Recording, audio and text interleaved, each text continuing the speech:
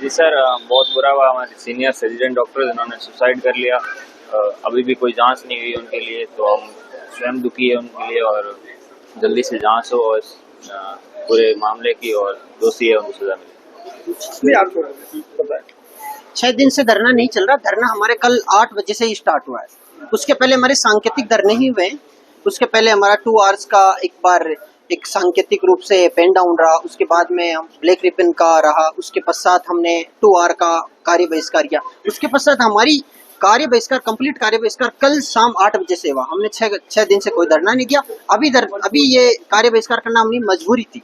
मजबूरी इसलिए थी कि अभी तक जो पदाधीन है वो अभी पद से त्याग नहीं दिए या उनको किसी भी उच्च अधिकारी द्वारा हटाया नहीं गया। और हम ये एक्सपेक्ट कर रखे हैं कि निष्पक्ष जांच के लिए पद पे रहना सही नहीं है। अगर किसी डिपार्टमेंट के हेड उस संस्था के एडिशनल प्रिंसिपल पोस्ट पे अगर कोई कैंडिडेट बैठा है और उसके खिलाफ जांच की जाए तो जांच निष्पक्ष होगी, ये नहीं मान सकते हम। तो हमारी यही मांग है कि उनको पद से हटाया जाए या वो स्वतः पद से त्याग दे, ताकि बाकी रेजिडेंटों में ये डर का माहौल नहीं रहे कि कल को मेरे साथ कुछ इंसिडेंट हो गई तो यहाँ तो दबा दी जाएगी बात।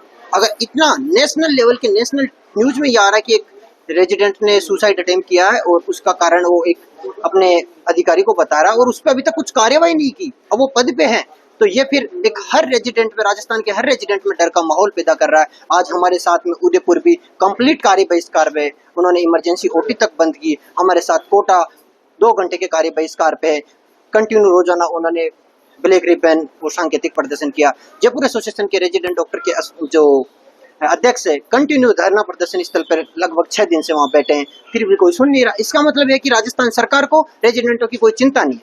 रेजिडेंट किस कंडीशन में रह रहे हैं, उनके हॉस्टलों की क्या हालत है, उनमें पानी की क्या कंडीशन है, में वहाँ सफाई है कि नहीं है, उनका जीवन कैसा है, उनको कोई मतलब नहीं है। उनको ये मतलब है राजस्थान सरकार की जो स्कीम है उनको चलाने के लिए रेजिडेंटों का महत्वपूर्ण योगदान है। क्योंकि हर संस्था में लगभग 600-700 रेजिडेंट हैं और वो रेजिडेंट बढ़िया काम कर रहे हैं, उनकी सरकारी स्कीमों का पूरा पालन हो रहा है, उनका वाहवाही हो रही है। सरकार को कोई मतलब नहीं कि वो रेजिडेंट किस कंडीशन में रह रहा है। उसका आज इस जीवन है, लगभग 30-35 साल के सभी रेजिडेंट्स हैं। 25 से 35 साल के जो फेज होता है उसमें उसकी क्या क्या वित्तीय जिम्मेदारियां होती है। वित्तीय जिम्मेदारियों का कोई, कभी किसी की स्टाइपेंड नहीं आ रही टाइम पे, कभी किसी की सैंक्शन नहीं हो रही। डायरेक्टेड में बाबू को रिक्वेस्ट करनी पड़ती कोई स्टूडेंट।